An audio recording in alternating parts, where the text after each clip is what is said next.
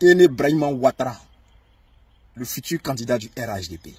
Chers frères, je vous avais dit que le RHDP cherchait un plan B. Et voici le plan B. Téné Brahima Ouattara est le futur candidat du RHDP. En cas d'empêchement d'Alassane Ouattara d'être candidat, c'est Téné Brahima Ouattara qui portera le brassard. Ils ont commencé à faire la promotion à travers les nouvelles recrues. Le petit Pitbull qui manque de respect à Tidiane Thiam et après il s'excuse et après il reprend les mêmes choses, qui manque du respect à l'opposition tellement qu'il veut se faire plaire, tellement qu'il veut se démarquer devant Arthur Banga, alors il fait du n'importe quoi. Alors, ce petit annonce clairement les couleurs de Téné Brahima Ouattara. Voilà pour voir la réaction surtout des militants du RHDP, pour voir comment ils vont prendre la chose, s'ils vont en parler, s'ils vont faire des débats dessus et tout. Alors, chers frères, chers camarades, nous, au PPACI, notre candidat, c'est Babou Laurent.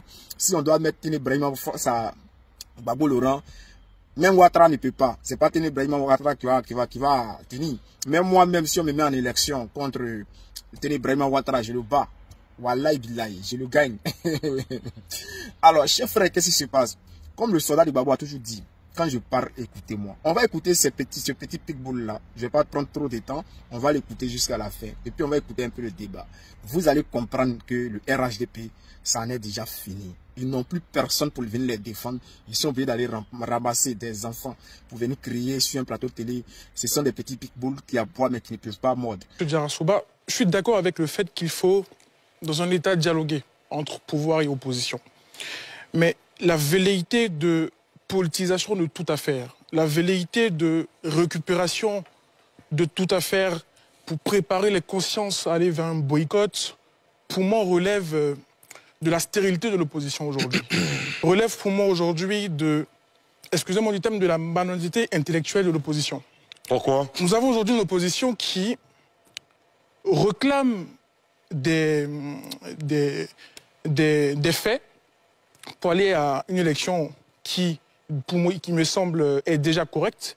L'opposition réclame notamment une nouvelle révision de la liste électorale, sachant que la CEI estime que la révision en cours ne permet pas une nouvelle révision et qu'elle respecterait justement l'engagement qui est de faire la révision en 2025. L'opposition estime qu'il y a irrégularité. L'opposition estime que M. Laurent Gbagbo devrait être normalement inscrit sur la liste électorale, sachant que la CEI estime que cela relève justement du pouvoir public, donc de la justice. La CEI estime qu'il y a irrégularité. Je pense que l'opposition aujourd'hui ne veut pas aller aux élections. Et nous, jeunes aujourd'hui, nous espérons avoir un débat d'idées. Est-ce que l'opposition aujourd'hui est prête à nous proposer sur la scène politique un débat d'idées? Lorsqu'on entend l'opposition, on estime qu'aujourd'hui, nous sommes dans une préparation de conscience à aller soit vers un boycott, soit vers une velléité de putsch. Mais nous alertons nos pouvoirs publics, nous alertons donc les organisations internationales, disant qu'aujourd'hui, nous avons face à une opposition stérile. Nous avons une opposition... Attention aux mots, hein. Nous avons une opposition qui a court d'idées. Et aujourd'hui, qu'elle relève de nouveaux débats. Très bien. Professeur Nobou, c'est à vous.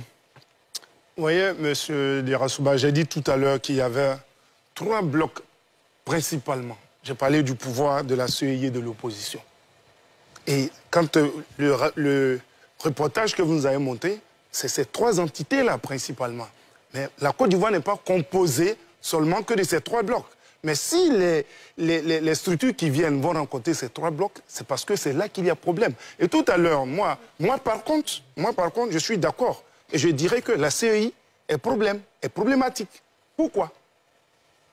Lorsque l'opposition réclame qu'on mette une CEI sur place et non pas plutôt le ministère de l'Intérieur ne devait plus organiser, c'est parce qu'il y avait un problème. Mais ce qui devait être la résolution du problème est devenu le véritable problème et l'enjeu des débats en Côte d'Ivoire. On est parti avec Honoré Guié. Tout le monde sait comment les militaires ont trimballé Honoré Guié. On pourra citer tous les présidents de ce EI qui se sont succédés. On sait comment ils ont fini, à part le tout dernier, etc. Mais à chaque fois qu'il y a ces élections-là, la CEI est remise en cause. La CEI est remise en cause parce qu'il faut la réformer. certainement que pour les élections actuelles, je parle de à court et à long terme, il faut penser à long terme. Actuellement, on peut ne pas pouvoir le faire parce que nous sommes déjà en plein là-dedans. Mais toujours est-il que le temps, c'est nous qui devons décider du temps, faire en sorte que ces élections-là ne nous amènent pas encore à un blocage, ne nous amènent pas encore à une crise. Doit-on aller à ces élections dans le timing où nous sommes, avec tout ce que nous voyons? Quand on s'assoit ici et qu'on parle, on dit tout ce qu'on a envie de dire, mais la réalité est ailleurs. Vous avez vu l'état-major du PPACI, vous avez vu la mobilisation du PPACI, ils ne sont pas négligeables. Même la minorité doit être prise en compte. Il faut écouter. Il faut pouvoir écouter et savoir ce qu'il y a à faire. Moi, je pense, à mon humble avis, et je le dis, je parlerai, je pense que la CEI nous coûte 54 de nos milliards. Mais on a peur de quoi? Nous voulons organiser les élections coûte que coûte. Non, si on n'organise pas, l'opposition elle-même qui est en train de poser les problèmes, après elle dira que le président n'a plus le droit d'être là parce qu'il est hors, il est folklore. Mais il faut faire signer des documents à tout le monde. Tant qu'on n'est pas sûr d'avoir une bonne élection, ça ne sert à rien d'aller faire tuer des gens. On a toujours parlé ici... Attendez votre tour de parole. On a toujours parlé ici... je pense, à mon avis, qu'on va respecter le timing. Les élections municipales et régionales s'organisaient à la même période que les élections présidentielles. Mais actuellement, il y a un décalage. Comment a-t-on pu passer de là et que pour les élections présidentielles, je ne demande pas qu'il y ait un décalage, mais si on ne s'entend pas, vaille que vaille, on va arriver à un blocage. Et les balais qui ont lieu actuellement, c'est parce qu'il y a une crise interne, pas à la CEI, il y a une crise entre les acteurs politiques que ces balais-là ont lieu.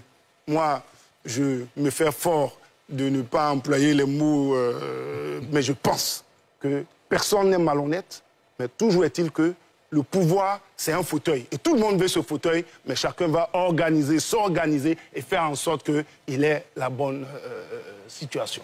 Voilà ce que je veux dire. Vous savez, pour rebondir rapidement sur ce que l'aîné Zawi dit, qu'est-ce qu'on fait pour la Côte d'Ivoire? Mais pendant qu'on a une partie de l'opposition qui prépare des mentalités pour aller vers un boycott. Non. On a une autre... Vous avez parlé.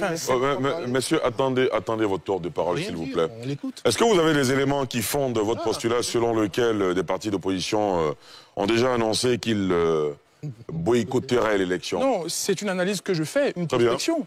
Et c'est votre droit. Qui peut ne pas être juste, hein. Je suis d'accord. Et donc je disais, pendant que nous avons une partie de l'opposition qui est en train de préparer, à mon sens, des consciences pour aller vers un boycott, on a une autre partie de l'opposition qui est dans un débat d'idées. Quand vous regardez aujourd'hui Jean-Luc Biron, qui aujourd'hui se dit prêt à aller à la compétition présidentielle, mais est tout de suite à l'affût des idées. Ne serait-ce qu'à travers des médias sociaux, ne serait-ce qu'à travers ces plateaux de télé, critique ce que le gouvernement fait aujourd'hui et propose des solutions. On a un Laurent Gbagbo aujourd'hui qui anime des meetings pour décrédibiliser les acteurs politiques. On a un Tidiane Thiam aujourd'hui qui se pavane, excusez-moi du terme. Attention, non, je vous prierai, s'il vous plaît, de retirer ce terme, s'il vous plaît. Je le retire tout de suite. Alors, c'est valable pour vous et pour tout le monde. Que ce soit le président du PDCI-RDA, le président du PPACI, le président du RHDP, le président de la République, nous avons affaire quand même à des hautes personnalités qui ont servi et qui continuent de servir notre pays à des hautes fonctions. De grâce, quand vous êtes sur ce plateau, je le dis, c'est valable pour vous et pour tout le monde, faisons preuve d'un minimum de respect pour ces hautes personnalités, s'il vous plaît. Donc je vous demande de retirer cela et puis vous poursuivez. Je présente mes excuses au président du PDCI et je retire tout de suite mon mot. Donc ce que je dis, c'est que pendant qu'on a une opposition qui prépare des consciences pour aller vers un boycott, on a une autre partie de l'opposition qui est dans une guerre d'idées. Et ce que nous disons aujourd'hui, c'est que l'opposition, à un moment donné, soit sérieuse et soit constructive. Le parti au pouvoir mène des actions. Au regard de ces actions, nous, on estime que ces actions ne sont pas dans le bon sens. Nous critiquons et nous proposons. Je ne trouve pas intéressant que l'opposition perde son temps à aller vers des débats stériles, à aller vers des sujets qui concernent, à pointer du doigt, par exemple, la CEI, sachant qu'elle n'est pas l'acteur majeur sur le sujet en question. Et pour moi, cela relève de la stérilité. Et moi, je voulais rassurer Arthur et Dr Arthur et M. Alafé, disent simplement que quand on est prêt, quand on a travaillé, quand on est sûr d'aller à un examen, on va à l'examen sans crainte. Et selon ce que moi j'entends, mais les partis politiques et principalement le pouvoir est prêt. Il faut régler ces choses-là, pour qu'on puisse y aller. Ils ont déjà tout préparé, tout est bon, ils ont bien travaillé dans le sens de leur organisation. Nous voyons les grandes masses qui se font, je pense, pour ma part, il y a la loi, il y a la justice, il y a les éléments qu'il faut, mais si quelqu'un demande un recours, mais écoutons la personne et puis analysons ensemble pour voir ce qu'il y a lieu de faire. On ne peut pas aller à la RLE, le dit-on, il n'y a pas de problème. Sauf que nous avons besoin de situations apaisées. Je ne suis pas dans la théorie du chaos. Mais dire qu'il peut y avoir une situation, tout le monde entend ce que tout le monde dit. Nous entendons tous ce que tout le monde dit. Nous allons, quand nous parlons, nous sommes à des meetings. Mais avant-hier, M. Damanan a été convoqué. Il a été convoqué par rapport à un propos qu'il a tenu. Non, ce n'est pas par rapport à ça. S'il vous plaît. Il a été convoqué par rapport à quelque chose, dans tous les cas. Quelque chose qui ne va pas dans l'ordre. Il y a quelqu'un qui aurait porté plainte. Voilà. Donc, quand vous êtes on est dans des situations comme ça, ce qu'on peut faire pour avoir des élections apaisées, faisons-le. C'est tout ce que nous demandons. C'est tout ce que nous appelons de nos cœurs. Nous nous disons que nous avons besoin d'élections libres, transparentes. Je ne suis pas dans le principe d'inclusivité. Élections libres, transparentes, mais surtout apaisées, où chacun peut aller voter tranquillement et puis retourner. Mon candidat n'a pas été élu. Merci. On avance. Mais quand je dis non, je devrais aller voter il y a eu telle situation, vraiment, je ne suis pas dans la théorie du chaos. Mais celui qui dit marchons tout doucement, ça ne veut pas dire qu'il n'a pas envie de marcher. Celui qui dit faisons attention, ça ne veut pas dire qu'il dit devant il faut faire la guerre. Non, pas du tout. Très bien. Deux commentaires. Un commentaire d'abord de forme, ensuite de fond. De forme pour dire que c'est bien que le PDCRDA nous envoie sur la scène politique quelqu'un de jeunes, ce qui correspond à une aspiration d'une certaine classe de la population. C'est bien qu'un parti qui a été longtemps traité de parti de vieux arrive avec un jeune qui est compétent. Et je disais tantôt que Tidjane Thiam est un profil d'exception du fait de son parcours aussi brillant. Et c'est une référence pour nous en tant que jeunes d'avoir un candidat aussi brillant. Sur le fond, c'est une affaire, si c'est vrai, interne au PDCRDA, mais je crains quant à la capacité de Tidjane Thiam d'être non seulement un bon leader politique, mais surtout le candidat du PDCRDA. Pourquoi? Quand je constate que M. Tidjane Thiam est venu de manière précipitée, après plus de 20 ans hors de la Côte d'Ivoire, qu'il y a un forcing, il y a un jeu de mots depuis son élection jusqu'à aujourd'hui à la Convention, avec un gros point d'interrogation sur sa nationalité, je me dis, au final, si Tidjane Thiam, au départ, au jeu, n'est pas éligible, quel sera le sort du PDCRDA? Lorsqu'on est intellectuel, lorsqu'on a un parcours aussi brillant que Tidjane Thiam, qu'est-ce qui empêche d'avoir un plan B, un plan C, un plan D, si nous ne sommes pas dans un jeu pour faire couler le parti?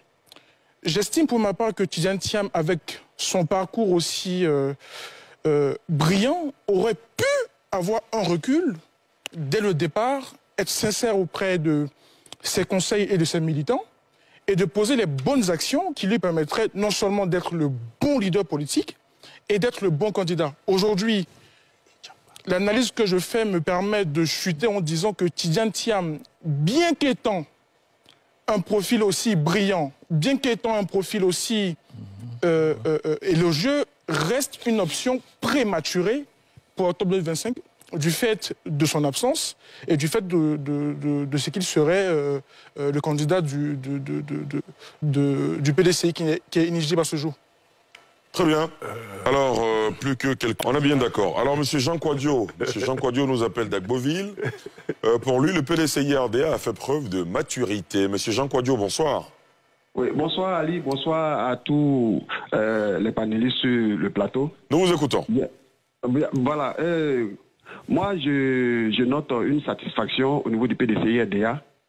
jusqu'à preuve du contraire, comme je vous le disais tantôt, c'est le seul parti politique qui a présenté un candidat et en suivant la voie démocratique. Bon, quand on parle de je vais dire quoi, de candidature unique, ou bien de l'ordre stalinien ou bien quoi, mais jusqu'à preuve du contraire, c'est le seul parti politique. Et puis, moi, j'aurais souhaité que les autres partis, que ce soit celui du pouvoir, lui emboîtent le pas au PDCI-RDA. Il ne s'agit pas de venir dire que, bon, comme j'entends là, il ne s'agit pas de venir dire, bon, il est le seul, il a fait ceci. Non. Il a été élu. Et la convention, même que ce soit en sa présence ou pas, mais la procédure a été suivie. Depuis lors, on demandait, ce sont les mêmes sur votre plateau là qui disaient que le PDCI ne se choisit pas de candidat, le PDCI n'a pas de candidat pour les élections futures. Aujourd'hui, que le PDG se choisit un candidat, on vient trouver encore d'autres excuses, bien d'autres choses derrière pour dire que ça s'est fait avec un score fleuve. Mais quel est ce parti politique aujourd'hui, même que ce soit celui qui est au pouvoir, qui s'est choisi un candidat? Moi, je ne le vois pas. Et là, je félicite le PDCI-RDA, je félicite le président Tidjane Thiam pour son élection. Très bien. Merci beaucoup, M. Jean Kouadio, qui nous a appelé d'Agboville à la fin. Vous voulez réagir? Je voudrais dire que le PPACI aussi a choisi son candidat, qui est le président Gbagbo, dans les normes et dans les formes de l'art aussi, en respectant leurs tests et leurs procédures. Dire que c'est bien que le RHDP souhaite aller aux élections. Je souhaite que le RHDP, comme Lenny Kuyo vient de le dire, nous décrive le process de désignation du candidat. À mon sens, c'est vrai que c'est une affaire interne au RHDP, mais je pense que le président Ouattara devrait écouter, entendre ce cri de la population qui souhaite un renouvellement de la classe politique. Des jeunes non seulement en idée, en pensée, mais aussi en âge. Et je pense très sincèrement qu'au sein du RHDP, il y a encore du potentiel et il y a du potentiel. Je pense qu'au regard de l'atmosphère nationale, des enjeux sous-régionaux, je pense qu'aujourd'hui, un profil se dégage et peut nous permettre de relever le niveau du débat en face de candidats d'opposition qui deviennent de plus en plus sérieux en parlant de Jean-Luc Billon. Et je pense que le candidat idéal pour le RHDP serait le ministre d'État, ministre de la Défense, Téné Birima Ouattara. Je pense qu'il répond aujourd'hui aux aspirations des enjeux non seulement nationaux, du fait de son parcours, mais aussi des enjeux régionaux. Et j'ai dit. Très bien.